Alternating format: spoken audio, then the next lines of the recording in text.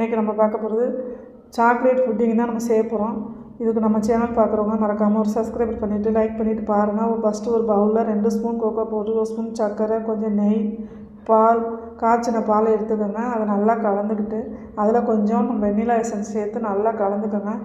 கலந்து நல்லா cream texture வந்தோன்னா அதை வச்சுட்டு அடுத்து நம்ம இது எந்த பவுலில் வந்து நம்ம புட்டிங் ரெடி பண்ணுறோமோ அந்த பவுலில் வந்து இந்த சாக்லேட் ஃப்ளேவர் நல்லா தடவிட்டுருங்க. தடவிட்டு நம்ம இதுக்கு வந்து பிஸ்கட்டில் தான் நம்ம செய்ய போகிறோம்.